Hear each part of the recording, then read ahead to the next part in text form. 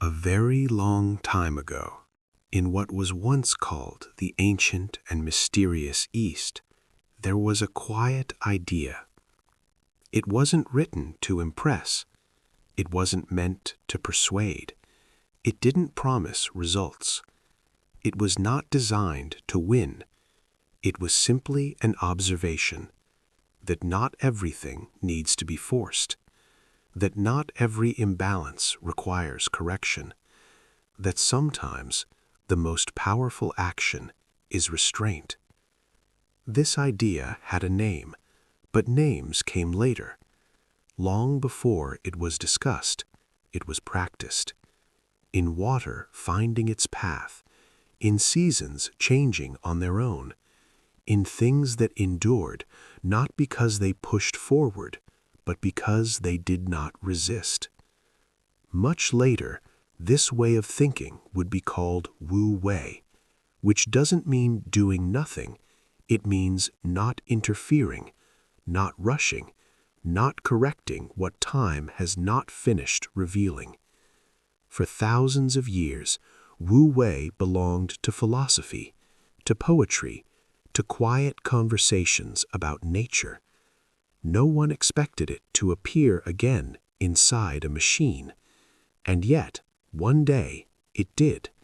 Not because anyone intended it to, not because someone tried to encode wisdom, but because a system was built that refused to react. While the world optimized, it waited.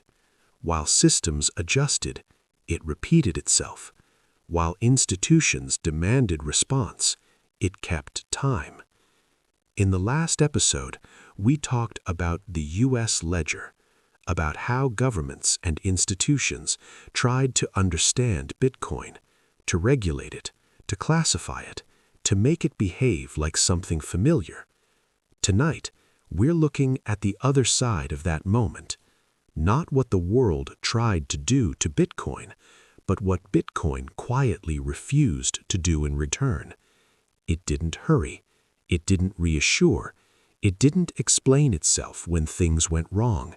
It simply continued, block after block, 10 minutes at a time.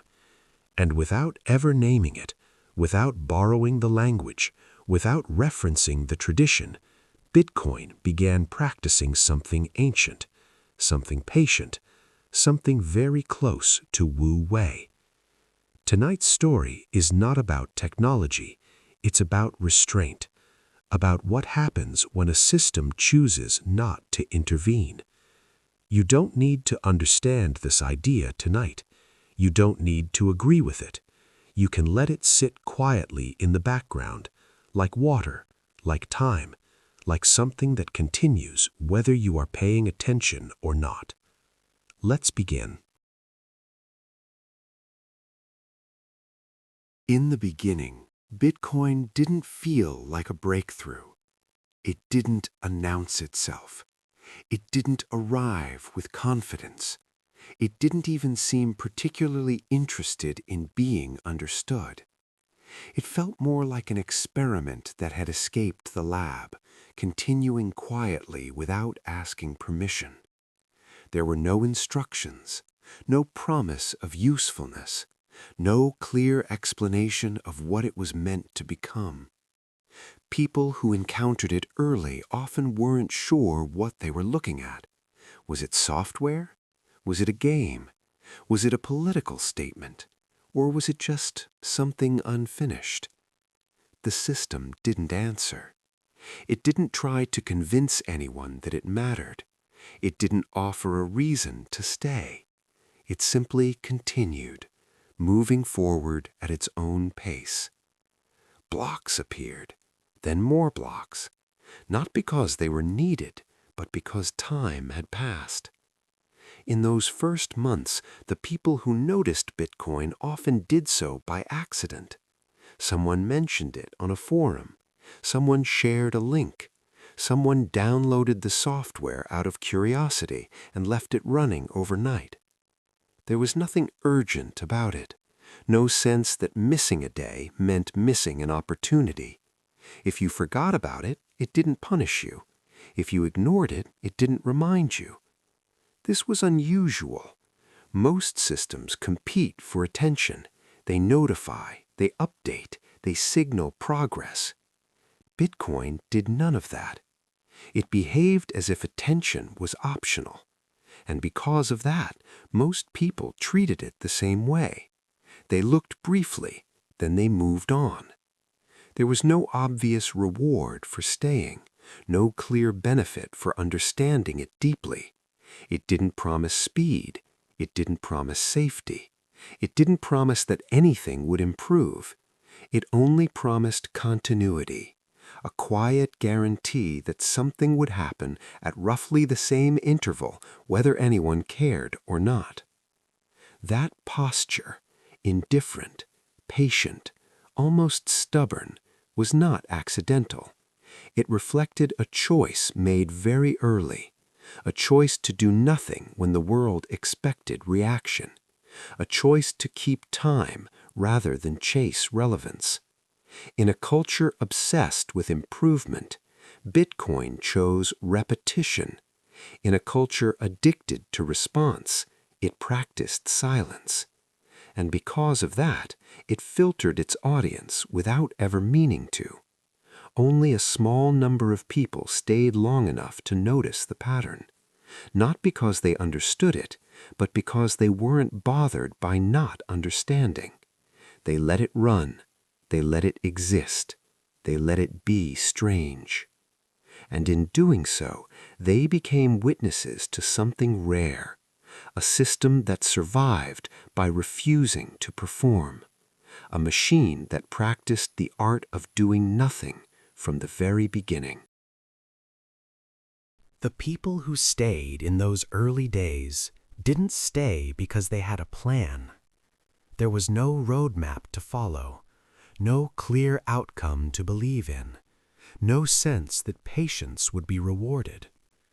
Most of them were not thinking in terms of futures at all. They were thinking in smaller units. Curiosity, habit, something interesting to look at late at night. Some of them were programmers, used to running unfinished code just to see what would happen. Others were not technical at all. They learned by reading forum posts, copying commands they didn't fully understand, and hoping nothing broke. One of them was Hal Finney. He didn't describe Bitcoin as a revolution. He treated it like an experiment worth observing. Something fragile, something unusual, something that might stop working at any moment. So he watched. He ran the software. He sent transactions back and forth, not to test limits, but to see if the system behaved consistently. Another was Laszlo. Today, his name is always followed by a number, 10,000. But at the time, it wasn't a sacrifice. It was a small celebration. Someone, somewhere, was willing to accept this strange thing for something warm and real. Pizza arrived. The network continued. No one paused to ask what those coins might be worth someday. That question hadn't become interesting yet. Most early interactions with Bitcoin were like that. Practical, casual, slightly uncertain. Coins moved because people were curious. They were lost because people were careless. They accumulated because there was no strong reason to do anything else with them. Very few people were thinking about holding. Holding implies intention. What existed instead was neglect. Wallets sat untouched because they didn't feel important. Hard drives stayed in drawers. Old laptops were forgotten under desks and in closets, not because anyone was disciplined, but because there was nothing demanding attention. Bitcoin did not remind you that it was there. It did not ask you to check in. It did not punish you for ignoring it. And that absence of pressure created an unusual environment. People were free to be careless, free to forget, free to walk away. Most systems collapse under that kind of indifference. Bitcoin did not. It continued quietly, producing blocks, measuring time, and refusing to signal whether any of this mattered. In that silence, a small group of people became accidental witnesses, not pioneers, not visionaries, just people who happened to still be around. And as time passed, something subtle began to happen. The system they were ignoring did not disappear. It did not ask for validation. It simply stayed, doing nothing, patiently, waiting to see who would notice that it never left. There was something else about those early years that is easy to forget now. Very little seemed to happen. Days passed, weeks passed, blocks appeared quietly, one after another. And most of the time, no one was watching closely. People checked in occasionally. They glanced at forums.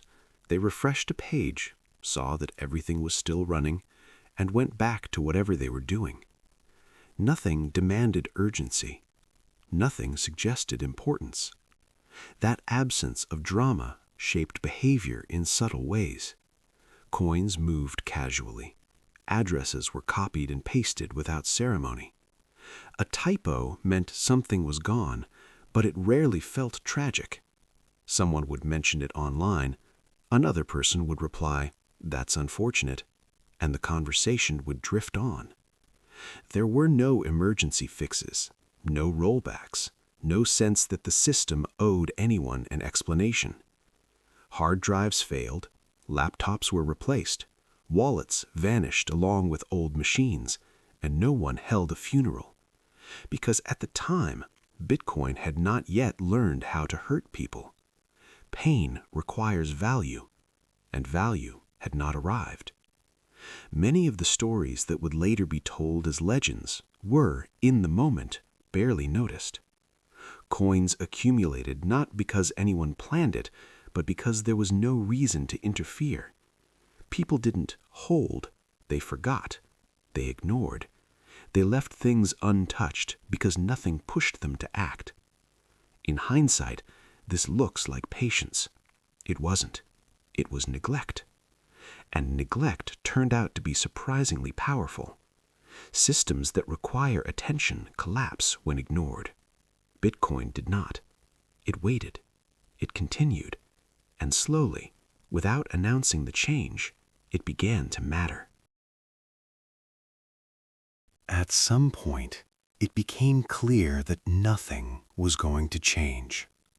Not suddenly, not dramatically. There was no announcement, no moment when the system declared what it was going to be. It simply kept behaving the same way it always had. Blocks arrived, time passed, and whatever expectations people brought with them were slowly worn down. By then, Bitcoin was no longer being ignored. It was being watched, carefully, sometimes nervously. People began projecting intentions onto it. Surely it would adapt. Surely it would respond once it became important enough. Surely it would change when enough people asked. It did not.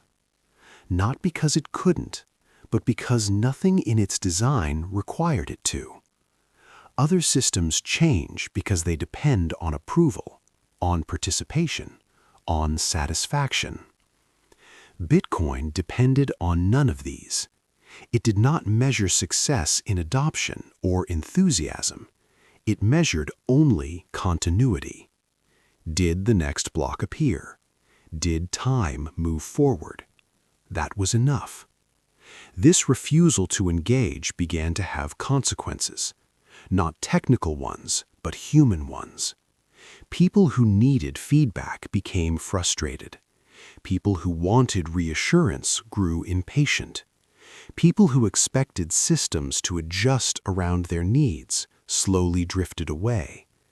And those who remained learned something uncomfortable. This system was not listening. It was not watching. It was not responding. It would not speed up because someone was anxious. It would not slow down because someone was confused. It would not correct mistakes to spare regret. It would simply continue. Over time, this pattern hardened. What once felt like indifference began to look like a rule, not written, not enforced, but followed relentlessly. Do not intervene. Do not react. Do not adjust to pressure. This rule did not make Bitcoin kinder. It did not make it fairer. It did not make it easier to use. But it made it predictable in a very specific way. You could not negotiate with it. You could not persuade it. You could not appeal to it. You could only observe how it behaved over time. And over time, one thing became impossible to ignore. The system did not improve itself to meet people's expectations. People adjusted themselves to meet the system. They stopped asking it to hurry. They stopped expecting it to rescue them from mistakes. They stopped assuming it existed for their convenience. Instead, they learned to wait. Not patiently, not optimistically, but realistically. They learned that nothing would happen faster because they wanted it to, that nothing would be corrected because it felt unfair, that nothing would change just because attention had arrived. This was not a lesson that could be taught directly. It had to be absorbed, slowly, through repetition, through disappointment, through watching the same outcome appear again and again. By the end of these early years, Bitcoin had quietly defined itself, not by what it promised, but by what it refused to do. It refused to intervene. It refused to perform. It refused to care whether anyone approved. In doing so, it stopped being just an experiment. It became a reference point, something unmoving in a world that expected motion, something silent in a world addicted to response. And as more people noticed it, the question was no longer what Bitcoin would become. The question was how everything else would organize itself around something that refused to move. That question would shape everything that followed, and it would lead us into the next part of the story.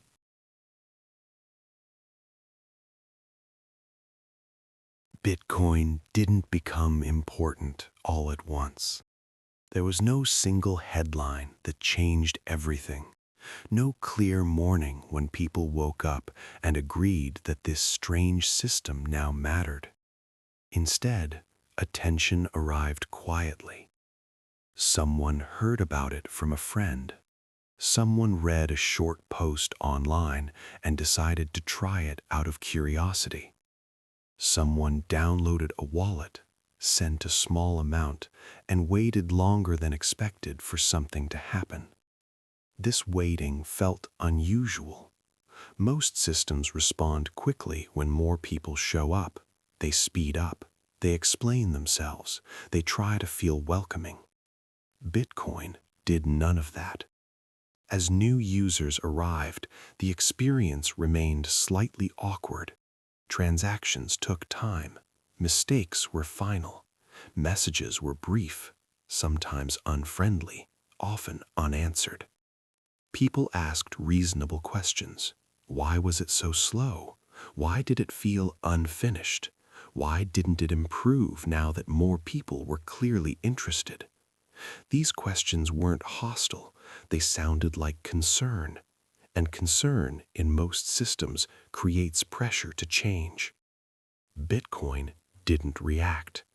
Blocks continued to arrive at roughly the same rhythm as before. Sometimes faster, sometimes slower, never on demand. This confused newcomers in a subtle way, not enough to scare them off immediately, but enough to make them pause. Some decided it wasn't worth the effort and quietly left. Others stayed longer, not because the system felt friendly, but because it felt consistent. Nothing surprising happened, nothing dramatic. The same small inconveniences appeared again and again. And over time, those inconveniences stopped feeling temporary. They felt permanent. Bitcoin wasn't unfinished. It was simply uninterested in becoming easier. This filtered people more effectively than any rule ever could. Those who wanted speed looked elsewhere. Those who wanted reassurance became frustrated. Those who expected systems to adapt to their needs slowly lost patience. And a smaller group adjusted instead. They stopped asking when things would improve. They learned how long to wait. They learned what not to expect. Bitcoin didn't become interesting because it changed. It became interesting because it didn't. As attention slowly increased, something else began to happen. People stopped treating Bitcoin as an experiment. They began treating it as a reference point. Not because it explained itself, but because it behaved the same way every single time. And that quiet consistency was about to attract a very different kind of attention. Once people accepted that Bitcoin was not going to change itself, they tried a different approach. If the system wouldn't adapt, they would adapt everything around it. This is how builders appeared, not all at once and not with a clear plan, but gradually, as irritation turned into curiosity and curiosity turned into effort. People wrote tools to make things easier, interfaces that hid the rough edges, services that promised convenience, explanations that tried to translate Bitcoin into something more familiar. This activity brought energy into the room. Meetups happened. Forums grew busy. Long threads appeared, filled with diagrams, opinions, and confident predictions. For the first time, Bitcoin felt social, not because the system itself had changed, but because people had gathered around it. This felt productive. It felt like progress, and progress has a sound to it. Keyboards clicking, voices overlapping, ideas moving faster than certainty. Bitcoin remained quiet.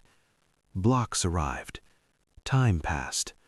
Nothing at the center responded. This created an unusual contrast. Everything around Bitcoin became animated. Presentations improved. Explanations became smoother.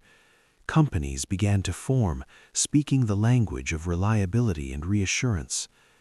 Meanwhile, Bitcoin continued exactly as before. It did not reward effort. It did not acknowledge enthusiasm. It did not absorb the urgency surrounding it. For some people, this was comforting.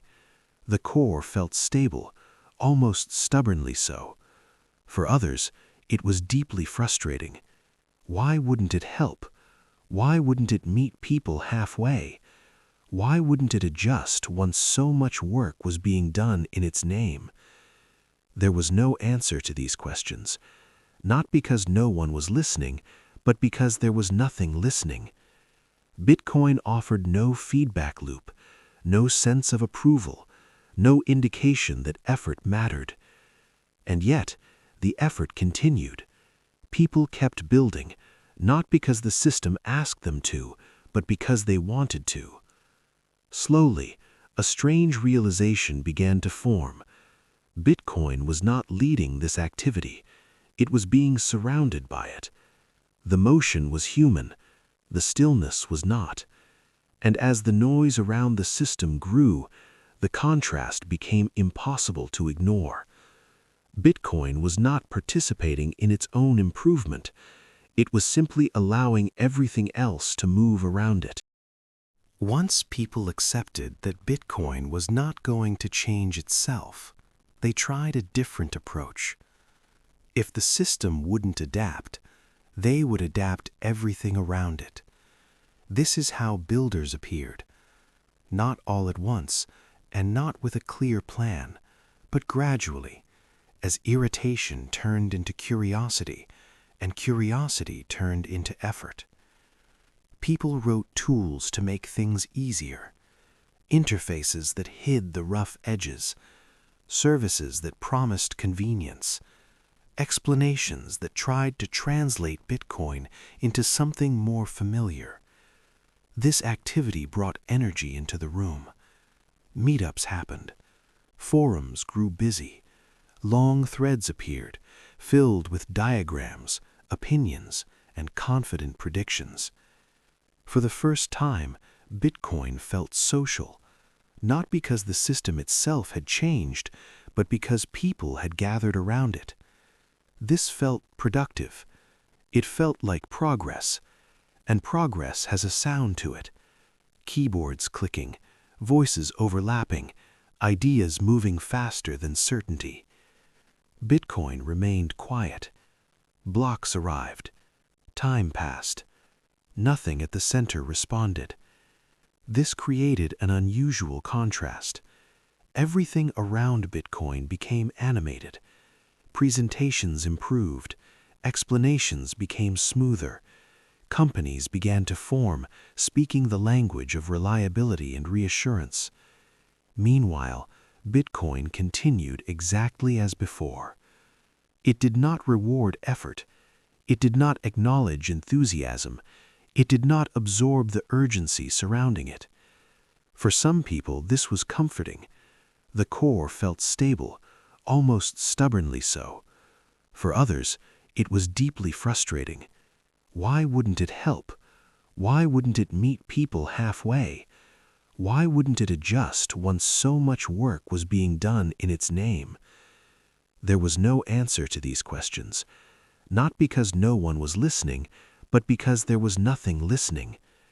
Bitcoin offered no feedback loop, no sense of approval, no indication that effort mattered. And yet, the effort continued. People kept building, not because the system asked them to, but because they wanted to. Slowly, a strange realization began to form. Bitcoin was not leading this activity. It was being surrounded by it. The motion was human. The stillness was not. And as the noise around the system grew, the contrast became impossible to ignore. Bitcoin was not participating in its own improvement. It was simply allowing everything else to move around it. At some point, the debates didn't end. They simply ran out of energy. Not because one side won, not because a new idea settled everything, but because everyone slowly realized the same quiet fact. Bitcoin was not going to respond. It wasn't listening. It wasn't negotiating. It wasn't participating in the argument. For a while, people treated that silence like a flaw. They assumed it would be corrected. They waited for the moment when Bitcoin would finally become mature, finally become smoother, faster, more accommodating. But time passed, and the rhythm stayed the same. Blocks arrived, then more blocks, a steady, indifferent pulse. Eventually, expectations softened, not in a dramatic way, more like shoulders dropping after a long day, more like someone finally accepting that the door is locked and quietly choosing a different path. You could feel this change in the way people spoke. The questions became less urgent, the predictions became less confident, the tone shifted from persuasion to observation. Instead of asking, "Why won't it change?" people began saying things like, "That's just how it is." And strangely, this made everything calmer. When you stop expecting a system to react, you stop wasting energy trying to provoke it. You stop refreshing the page every few seconds. You stop reading every rumor as if it were a signal. You stop confusing attention with control. Bitcoin didn't become friendlier. It didn't become easier. It didn't suddenly start explaining itself. But it became predictable in a different sense. Not predictable like a service you can call for help, predictable like weather, like tides, like time itself. You could dislike it, and it would keep running. You could love it, and it would keep running. You could ignore it for months, come back, and find it still there, still doing the same thing. And once that feeling settled in, Bitcoin moved from the center of the conversation to the background of the world. It became something people built around instead of something they expected to evolve for them, something they referenced instead of something they demanded answers from. The room grew quieter, not because interest disappeared, but because the need for constant response faded. And in that quiet, another kind of story began to form. A story less about what people said and more about what happens when comfort, trust, and convenience start collecting in the layers around a system that never promised any of those things. Bitcoin kept time. Everything else kept trying to make time feel safe. And that difference between the unmoving center and the softening world around it was where the next darkness would quietly gather. By the time Bitcoin faded into the background, something else quietly took its place. Comfort. Not excitement, not fear, just a soft sense that things were fine. The interfaces looked better now. Buttons were smoother, errors were hidden behind polite messages, balances appeared instantly, glowing on clean screens. For many people, this was the moment when tension finally left their shoulders. No more waiting in uncertainty, no more awkward tools, no more responsibility that felt too heavy to hold alone.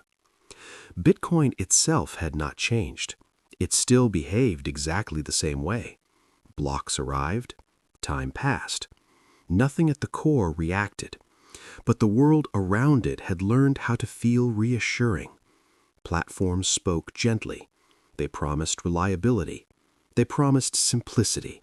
They promised to handle the complicated parts quietly, out of sight, so no one else would have to think about them. And thinking less felt good. People stopped checking details. They stopped memorizing recovery phrases. They stopped worrying about where responsibility really lived. Not because they were careless, but because everything felt stable. Stability has a particular effect on human behavior. It encourages delegation. It encourages trust. It encourages distance. The more polished the experience became, the easier it was to forget that Bitcoin itself had never offered comfort, never offered protection, never offered forgiveness.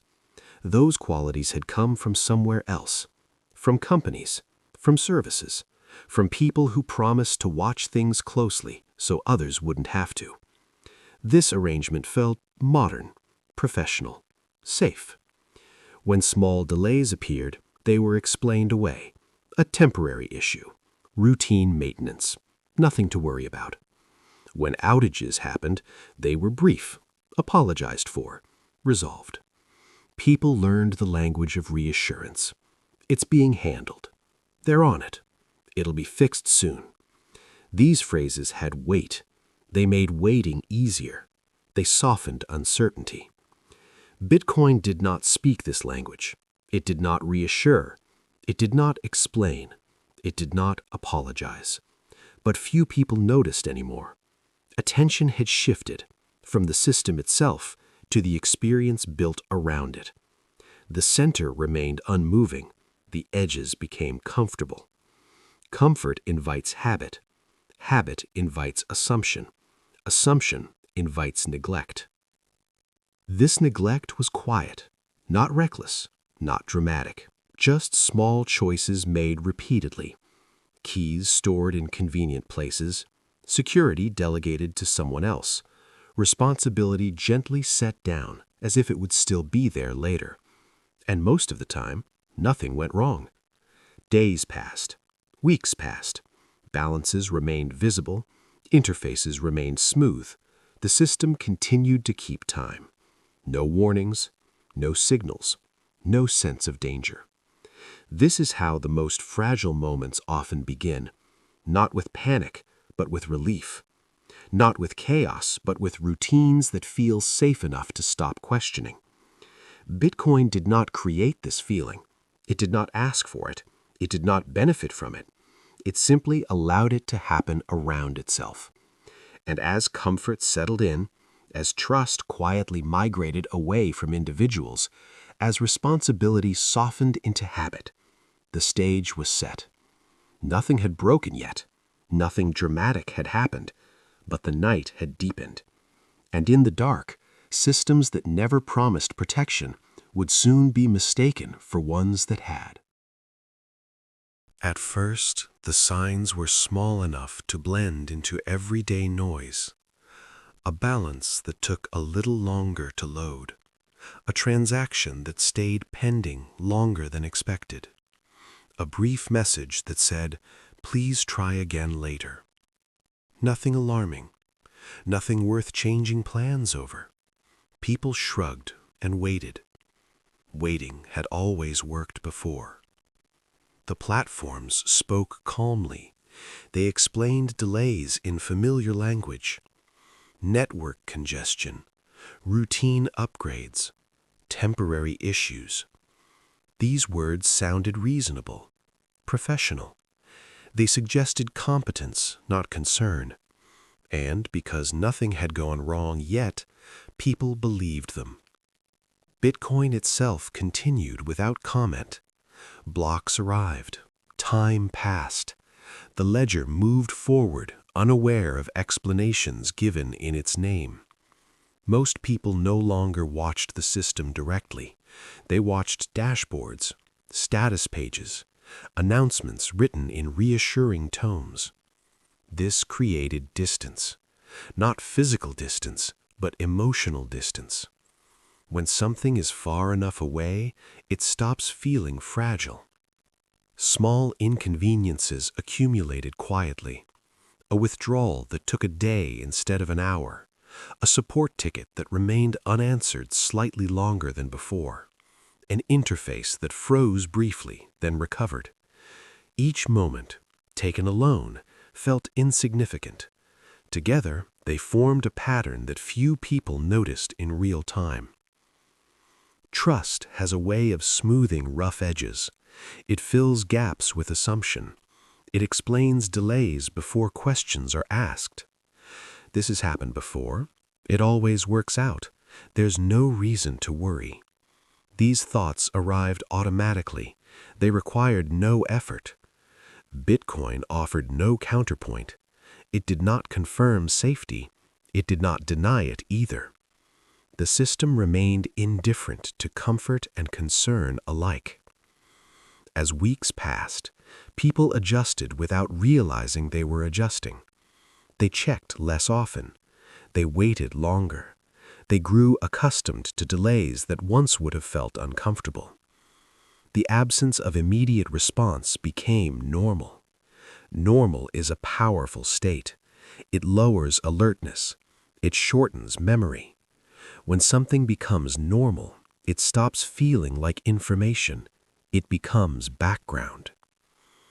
The most subtle change during this period was not technical.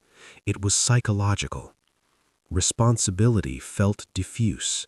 No single moment demanded action. No clear signal called for attention. Everything felt slightly off, but never wrong enough. Bitcoin continued measuring time. Blocks arrived without concern for explanations. The ledger recorded events without interpretation or reassurance. But few people were listening to it anymore. They were listening to updates, announcements, carefully worded messages designed to preserve calm. Calm persisted until it didn't.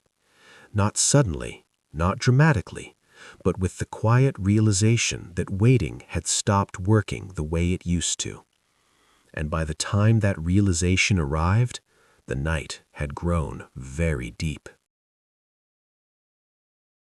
By the time people noticed something was wrong, It was difficult to say exactly when it had begun.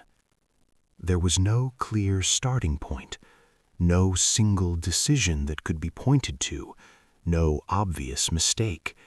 Instead, there was a feeling, subtle at first, hard to name. Things still worked, most of the time.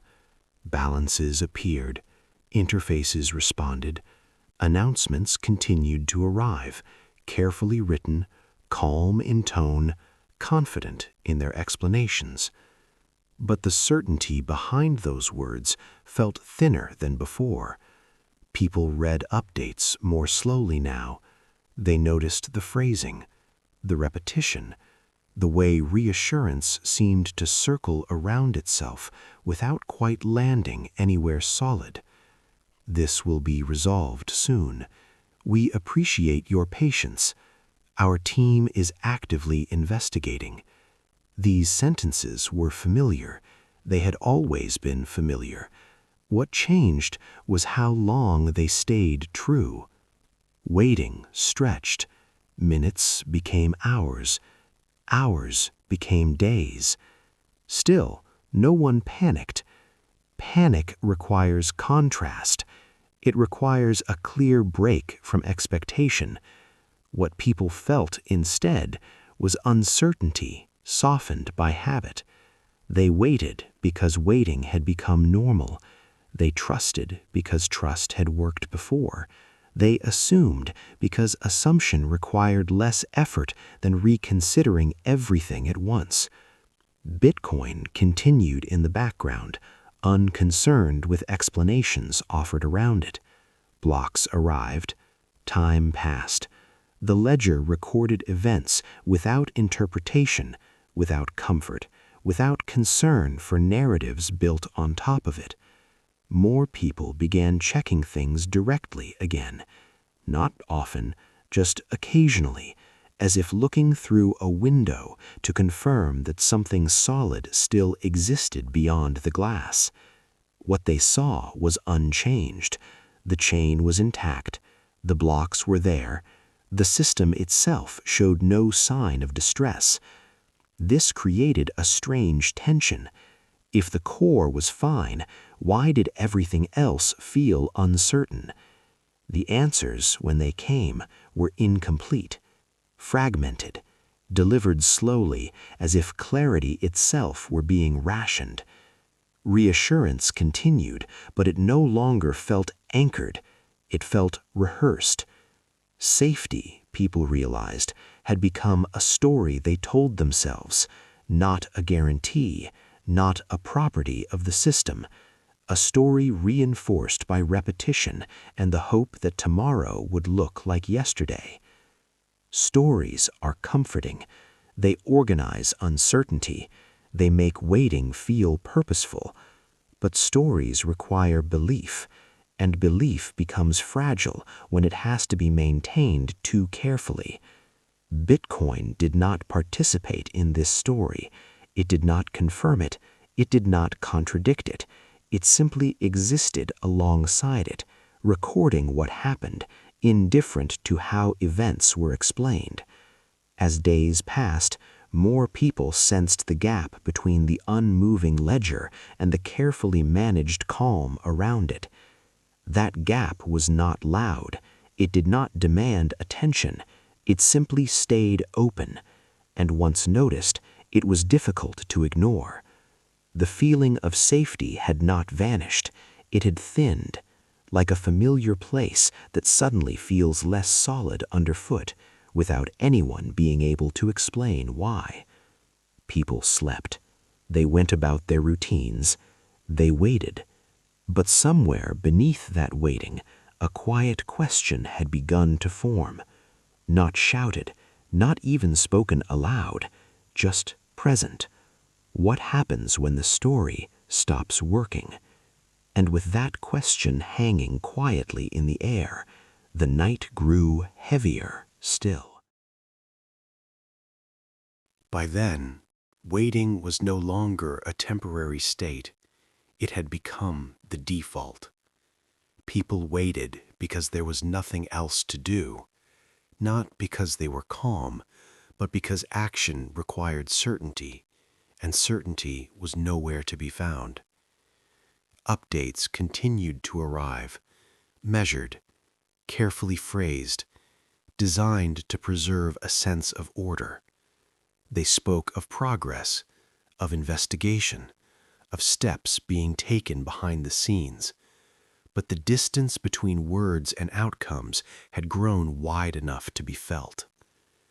People refreshed less often now, not out of confidence, but out of fatigue. There is a particular kind of tiredness that comes from paying attention for too long without resolution. It doesn't lead to panic, it leads to stillness. Bitcoin remained unchanged. Blocks arrived. Time moved forward, unaware of the waiting taking place around it. The ledger did not stall. It did not slow. It did not reflect the uncertainty that had settled elsewhere. This contrast became impossible to ignore. At the center, a system that had never promised protection continued to operate with quiet consistency. Around it, layers built on reassurance struggled to maintain the feeling they had once provided so easily. People began to sense that they had mistaken familiarity for safety, that smooth interfaces were not the same as guarantees, that calm language did not equal control. This realization did not arrive dramatically. It arrived the way fatigue does, slowly, after effort has already been spent. No alarms rang. No single moment forced clarity. Instead, there was a growing awareness that nothing more could be done by waiting. Waiting had reached its limit. Bitcoin did not intervene. It did not offer guidance. It did not respond to uncertainty with reassurance or warning. It simply continued to exist, unchanged by the tension surrounding it. For some, this was unsettling. For others, it was grounding. The system had always been like this. It had never pretended to care. It had never adjusted to preserve comfort. The discomfort came not from Bitcoin itself, but from realizing how much comfort had been borrowed from somewhere else. As the night deepened, people stopped expecting answers. They stopped refreshing for updates. They stopped waiting for explanations that would restore the old feeling of safety. What remained was silence. Not peaceful silence, not frightening silence, just the absence of reassurance. Bitcoin continued keeping time. Everything else grew quiet around it. This was not the collapse. It was the moment before it. The moment when stories fall silent and only records remain. And in that stillness, the next part of the story was already beginning, whether anyone was ready for it or not. When everything finally stopped pretending, the first thing people noticed was not loss, but silence. Not the calm silence of resolution, but the kind that follows when everyone realizes they are waiting for someone who is not coming. There was no announcement that explained it all. No figure stepping into view to take responsibility. No central voice to say what should happen next. Bitcoin continued as it always had. Blocks arrived. Time moved forward. The ledger did not hesitate. It did not pause to assess the situation. It did not slow down out of concern for human confusion. For a moment, many people assumed this was temporary, that someone somewhere was preparing a response, that intervention was simply delayed, not absent. This assumption lingered longer than it should have, because it felt reasonable, because most systems people interact with do eventually respond. Phones ring back. Support tickets close. Managers arrive. Statements are issued. This time, none of that happened. There was no emergency switch to pull, no authority that could be appealed to, no process designed to absorb shock and redistribute responsibility. Bitcoin did not fail to appear. It simply did not appear in the way people expected. The system had never promised to intervene. It had never offered to correct outcomes. It had never implied that it would step in when things became uncomfortable. Still, many had assumed it would. Not because it said so, but because something else always had before. It took time for this difference to become clear, for the realization to settle that no one was watching over the system in the way people had imagined. This was not a dramatic discovery. It arrived slowly in the space between refreshes, between unanswered questions, between explanations that led nowhere. Bitcoin kept recording events, indifferent to how those events were interpreted, unaware of the stories that had been built around it. For the first time, people were forced to confront a simple and unsettling truth. Nothing was going to step in. Not because something had gone wrong, but because nothing had ever been designed to do so. This understanding did not bring panic. It brought a strange stillness, the kind that appears when the search for a rescuer ends, and the room grows quiet enough to hear what has been there all along. After the silence settled, attention slowly turned inward. Not toward the system, but toward the assumptions that had quietly accumulated around it. People began retracing their own steps, not dramatically, not at once, just small moments of reconsideration. When did it start feeling obvious that someone would intervene? When did reassurance become a default expectation rather than a welcome surprise? Bitcoin had never changed its behavior.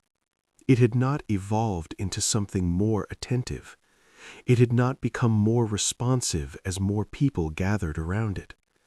And yet, expectations had grown anyway. This is how expectations usually form, not through promises, but through habit. When things work repeatedly, people begin to believe they will continue to work in the same way, with the same support, under the same assumptions. Convenience reinforces this belief. So does silence. As long as nothing interrupts the experience, it becomes easy to assume that the experience is protected. Bitcoin offered no such protection. It did not hide this fact. It simply never addressed it. Still, many people behaved as if protection existed somewhere, just out of view. They refreshed pages that were never designed to provide answers. They waited for messages that had no obligation to arrive. They looked for authority in a system that had none. In retrospect, this search feels almost gentle, almost reasonable.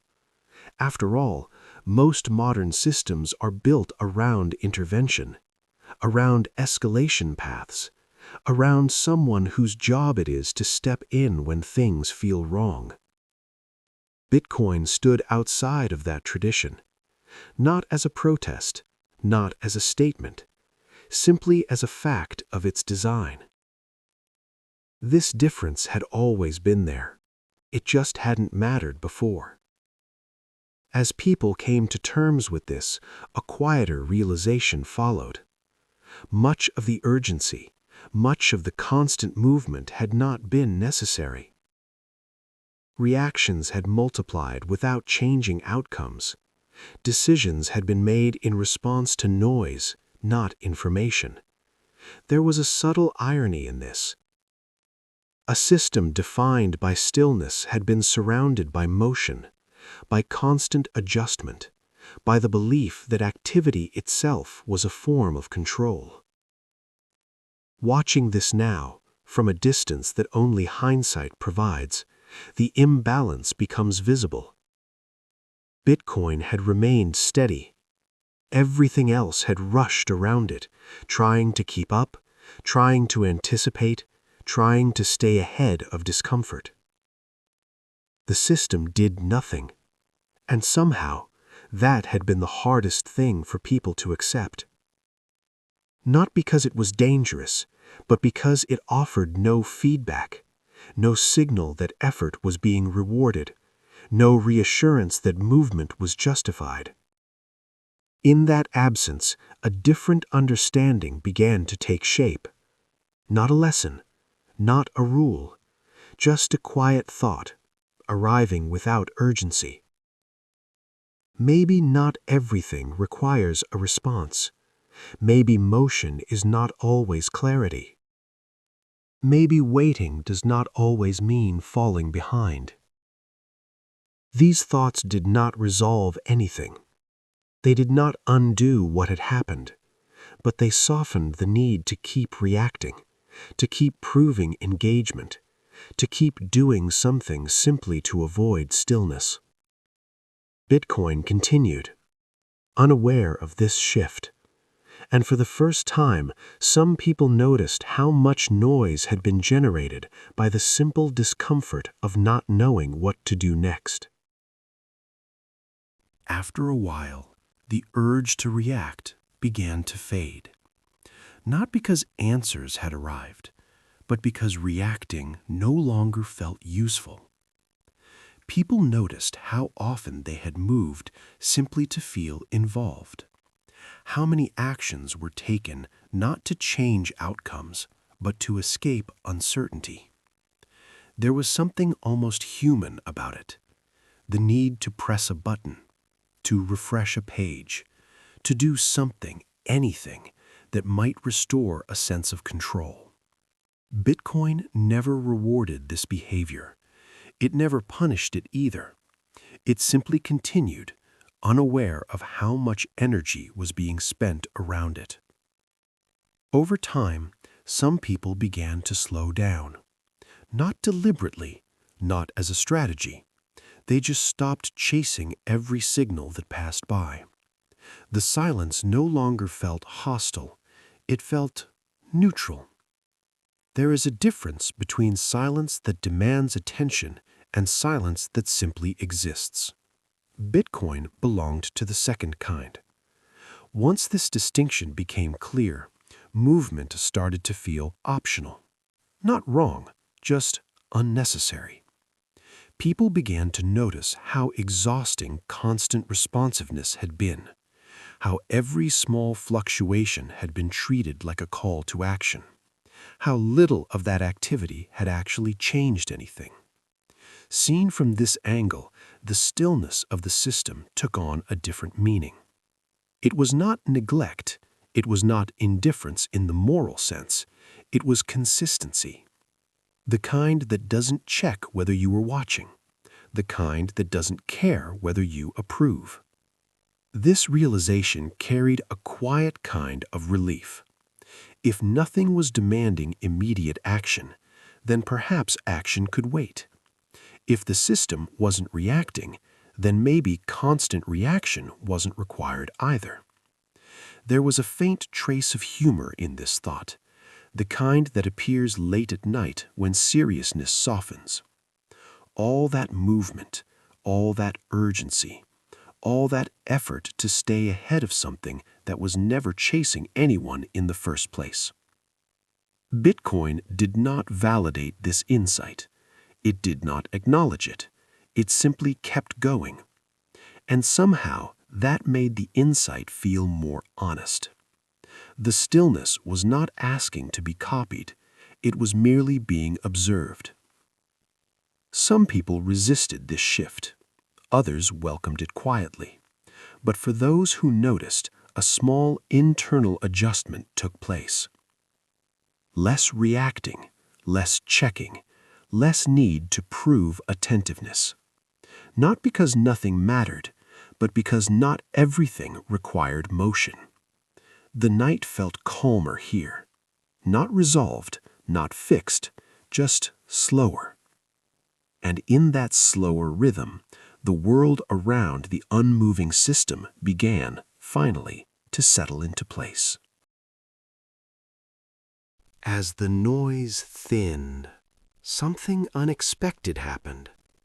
The need to act lost its urgency.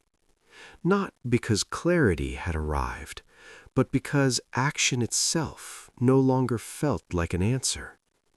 For a long time, movement had been mistaken for awareness, reaction for responsibility, activity for care. If something changed, do something. If something felt uncertain, adjust. If silence appeared, fill it. This pattern was familiar, comforting even, but watching a system that never moved, never responded, never acknowledged the effort around it, made that pattern visible in a new way. Bitcoin did nothing, and nothing terrible happened because of that stillness alone. What caused harm was not the absence of motion, but the belief that motion was always required. Seen from this distance, there was something almost gentle about stopping. Not stopping forever, not withdrawing, just pausing, letting time pass without trying to correct it, letting uncertainty exist without immediately answering it. The system continued, whether anyone adjusted or not. Blocks arrived, time moved forward, and slowly a quieter understanding emerged. You don't have to touch everything to make it real. You don't have to respond to every fluctuation to stay present. You don't have to prove engagement by constant motion.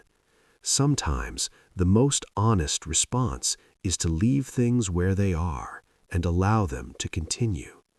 This was not discipline, it was relief, a release from the idea that being still meant falling behind. Bitcoin did not ask for this interpretation. It did not encourage it. It simply made it possible by never reacting in the first place. As this thought settled, the night softened further. There was less checking, less refreshing, less need to be certain before resting. The system remained unchanged, unconcerned, and for once, that was enough. The story can stay where it is. It doesn't need to move forward. It doesn't need to reach a conclusion.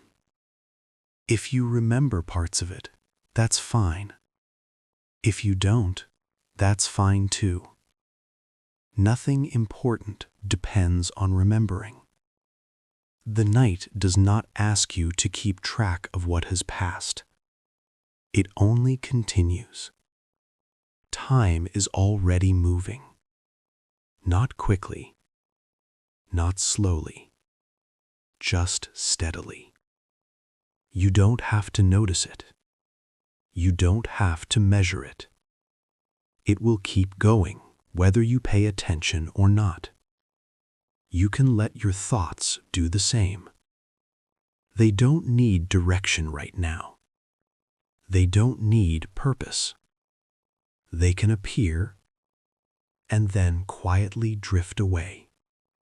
You don't have to finish them. If a thought feels unfinished, you can leave it unfinished. It doesn't need closure tonight. The body already understands what this moment is for. Breathing continues without instruction. In and out. Slowly. You don't need to improve it. You don't need to guide it. It knows how to settle on its own. If you notice your breath, that's okay. If you don't notice it at all, that's okay too. There is nothing here that requires effort. Nothing that needs solving. nothing waiting for your response. The space around you is already doing most of the work. Even if there are sounds, they don't need interpretation. They don't need meaning.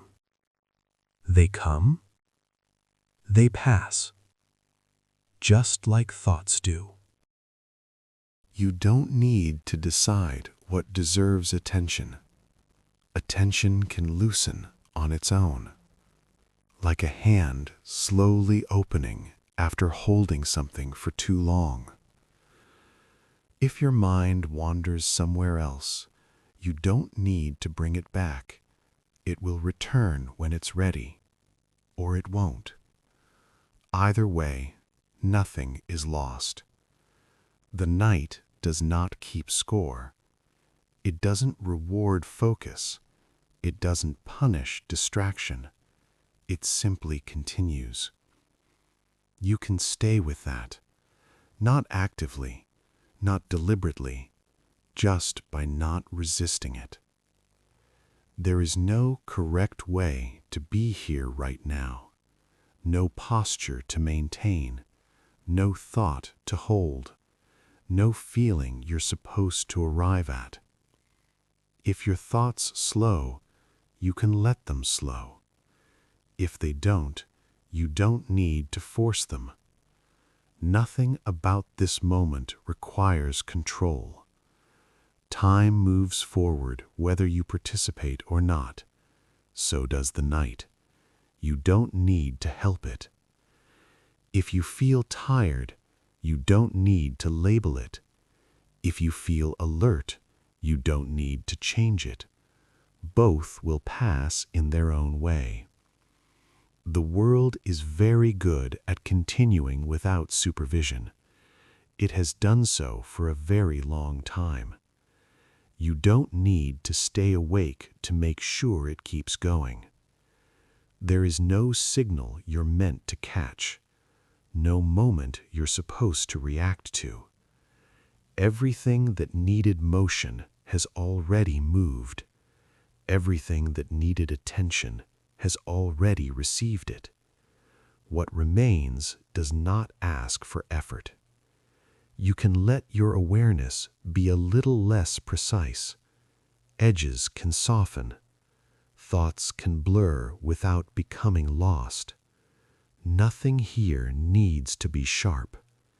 The night does not expect clarity. It does not expect understanding. It only allows things to be exactly as they are. You can rest inside that permission without doing anything differently. If sleep comes quietly, you don't need to notice the moment it arrives. If it comes gradually, you don't need to follow the process. There is no transition you're required to witness. You don't need to stay present for the night to continue. It knows how to do that on its own. Time continues. Breathing continues. The space around you remains. You can let go of trying to stay involved. Let go of trying to stay aware. Let go of doing anything at all. Nothing here will disappear if you stop paying attention. Everything important will still be here when you are not watching. You can leave the rest exactly where it is. You don't need to carry it with you. The night is already holding enough. You don't need to add to it. You can simply stay, or drift, or rest, without moving, without deciding, without needing anything more.